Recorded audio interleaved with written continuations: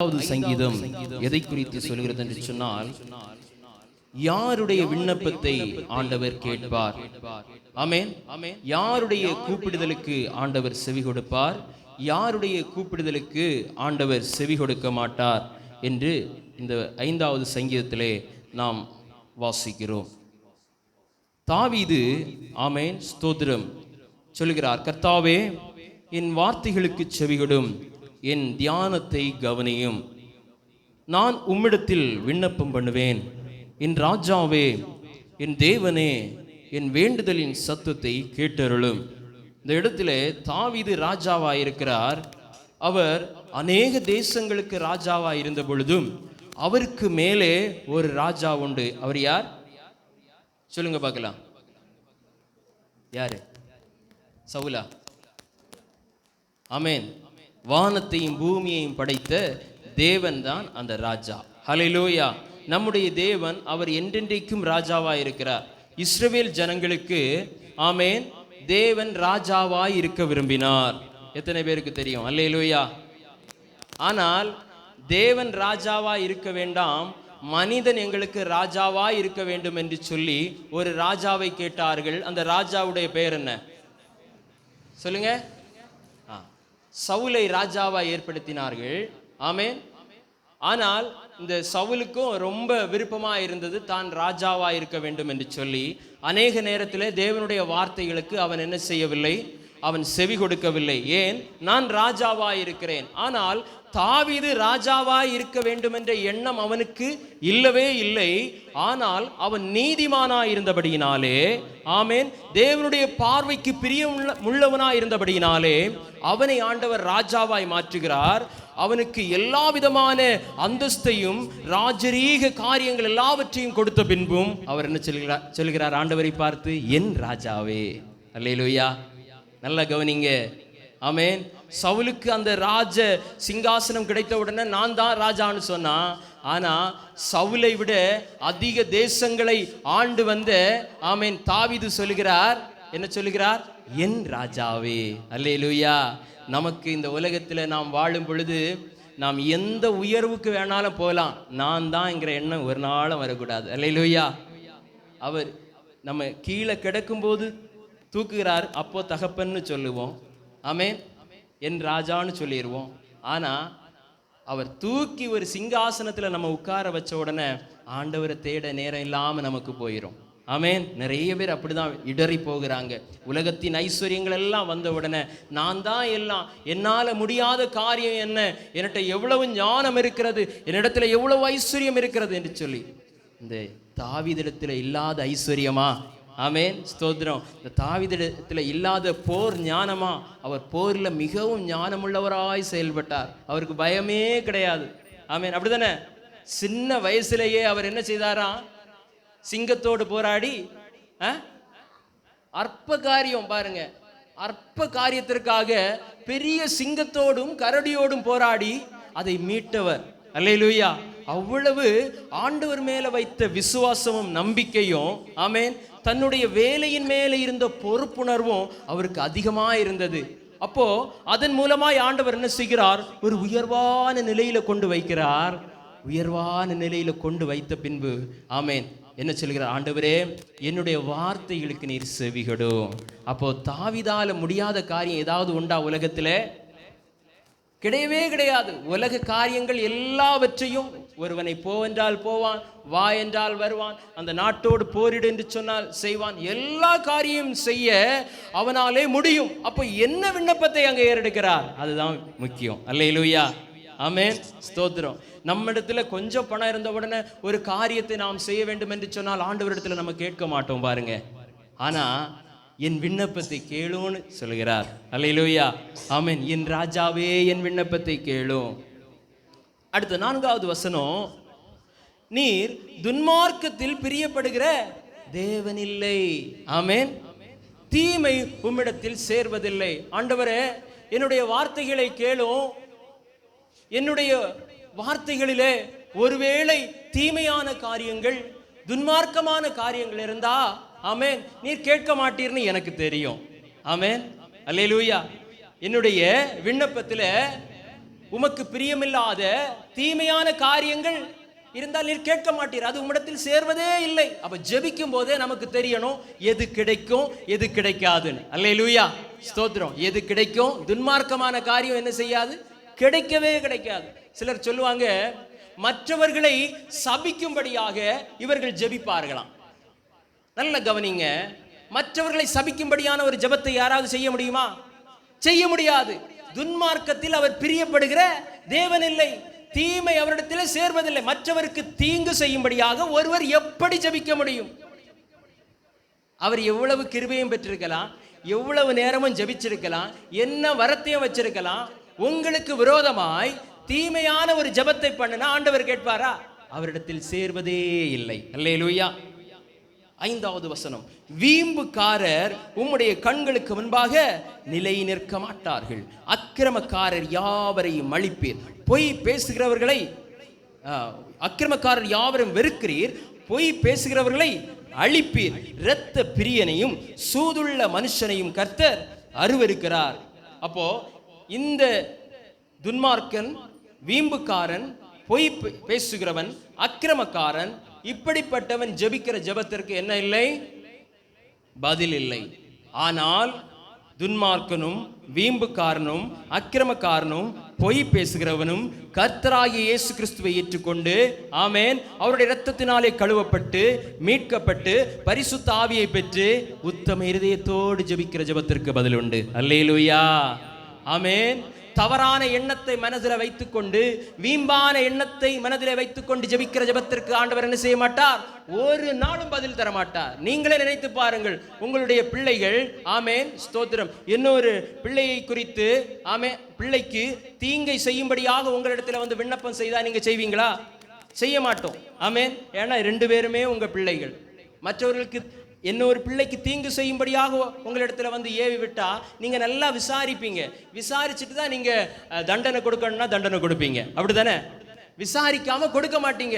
நீங்களே அப்படி செய்யும் பொழுது எல்லாவற்றையும் அறிந்த தேவன், ஆமென், எப்படி செய்வார்? அப்போ ஆவிக்குரிய கிறிஸ்தவ வட்டாரத்தில் இருக்கிறதான ஒரு பெரிய மூட நம்பிக்கை எதிர் ஜபம். என்ன ஜபம்? நிறைய பேர் சொல்றாங்க பாருங்க, எதிர் ஜபம். அப்போ இந்த சங்கீதம் 5 தியானித்தாலே போதும். நிறைய இடத்துல சொல்லப்பட்டிருக்கு. யாராவது உங்களுக்கு எதிர் ஜெபம் பண்ண முடியுமா? பண்ணவே முடியாது. சிலர் சொல்லுவாங்க, அது நம்ம பரிசுத்தம் இல்லாம இருந்தா அவங்க எதிர் ஜெபம் பண்ணா பலிக்கும்னு சொல்லுவாங்க. இல்லவே இல்லை, தீமை அவரிடத்தில் சேர்வதில்லை. வீம்புக்காரர் அவருடைய கண்களுக்கு முன்பாகவே நிலை நிற்க மாட்டார்கள், அவருடைய சமூகத்திலே வர முடியாது. அப்ப எப்படி அவருடைய ஜெபத்தை கேட்க முடியும்? அல்லேலூயா, ஹல்லேலூயா. அப்போ 7வது வசனம் வாசிங்க. 7வது வசனத்தை வாசியுங்கள். நானோ உமது மிகுந்த கிருபை சொன்னால் யாரை சொல்லுகிறார்? தாவீதை சொல்லுகிறார். அதே நேரத்தில் கிறிஸ்துவுக்குள்ளே இருக்கிறதான புது சிருஷ்டி நீதிமான்கள் எல்லாரையும் குறித்து அவர் சொல்லுகிறார்.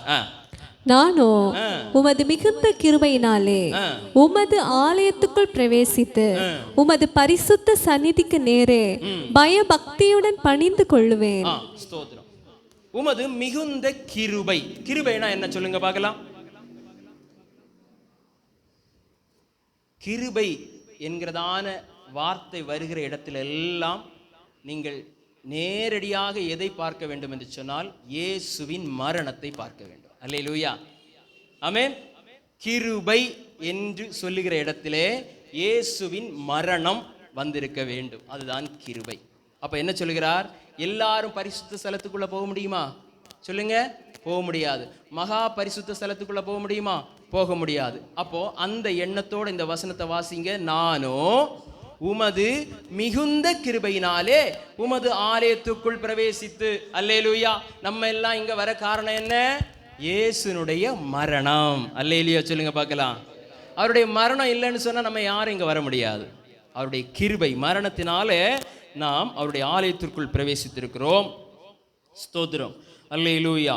அடுத்தது நமக்கு நேரம் போதாது, எனவே 10 வாசிப்போம். 10 இல்ல 11 வாசிப்போம். உம்மில் அடைக்கலம் புகுவோர். நீங்க அடுத்த பக்கம் போயிட்டீங்கன்னு நினைக்கிறேன். 11வது வசனம், 673வது பக்கம், 11வது வசனம். உம்மை நம்புகிறவர்கள் யாவரும் சந்தோஷித்து என்னாலும் கெம்பீரிப்பார்களாக. நீர் அவர்களை காப்பாற்றுவீர். உம்முடைய நாமத்தை நேசிக்கிறவர்கள் உம்மில் களி கூறுவார்களாக. அப்போ அவரை நம்புகிறவர்கள் என்ன செய்வார்கள்? கண்ணீர் வடிப்பார்களா? அவரை நம்புகிறவர்கள் என்ன செய்வார்கள்? துக்கத்தோடு இருப்பாங்களா? தரித்திரத்தோடு இருப்பாங்களா? இல்ல.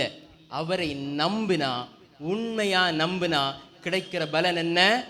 உம்மை நம்புகிறவர்கள் யாவரும் சொல்லுங்க, சந்தோஷித்து. அல்லேலூயா. அவரை நம்பினா சந்தோஷம் உண்டு. ஆமென். ஒருவேளை உலக மனுஷன் ஐஸ்வர்யத்தினால சந்தோஷத்துல இருக்கிறாங்களே, அது அனித்தியமான சந்தோஷம், உள்ளத்திலே உருவாகிற உண்மையான சந்தோஷம் எத்தனை பேருக்கு இருக்கிறது? அல்லேலூயா சொல்லுங்க பார்க்கலாம். அல்லேலூயா. அந்த சமாதானம், அந்த சந்தோஷம் ஆண்டவரை நம்புகிறவர்களுக்கு கிடைக்கும். அவர்கள் சந்தோஷித்து என்ன செய்வார்களாம்? கம்பீரித்து. அல்லேலூயா. கம்பீரிப்பார்களாக. சந்தோஷத்துல கம்பீரம். ஆமென்.